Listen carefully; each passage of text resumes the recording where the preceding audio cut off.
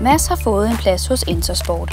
Han får dagpenge, imens han arbejder, og efter 4 måneders jobtræning skal Intersport tage stilling til, om de vil ansætte ham som elev. Jeg føler som om, at jeg næsten allerede er ansat og har arbejdet rigtig lang tid faktisk. Ikke? Så jeg føler mig allerede som elev. Så det håber jeg også på, at jeg kommer til at blive her. Mads tog første år af handelsskolernes grundforløb for 5 år siden.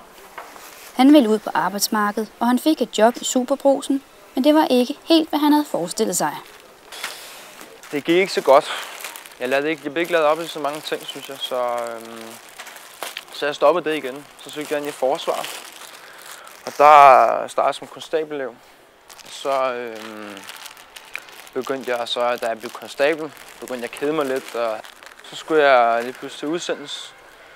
Men så skulle jeg udsendes med nogen, som ikke rigtig blev lært op i tingene, som de skulle. Og så derfor så droppede jeg ud. Og så har jeg så prøvet, som jeg kunne søge nogle jobs, og det var rigtig svært. Men og så fik jeg hvor jeg så søgte på det her Intersport. Og der har jeg altid haft en lille drøm, kan man sige, om at komme til at stå i en forretning. Så det blev faktisk rigtig godt. Normalt skal man have gjort 2 års grundforløb færdig for at få en elevplads. Men hvis Intersport tager Mads ind som elev, så kan han stå med sin handelsuddannelse i hånden om 3 år. Den ordning passer ham godt, for han kan bedst lide at lære tingene i praksis. Efter jeg startede i hvert fald, så har jeg indtil videre lært næsten over 100 ting herinde.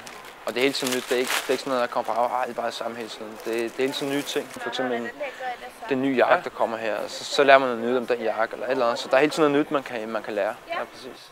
Ja. Her der viser de en ting, men man står selv og gør det. Jeg siger altid til mig, at jeg skal hellere spørge en gang for meget end en gang for lidt. Intersport Mads. Ja, hej. Puma shorts til børn. Det tror jeg godt, jeg kan, ja. Ja, Ollerup. Det skal jeg gøre.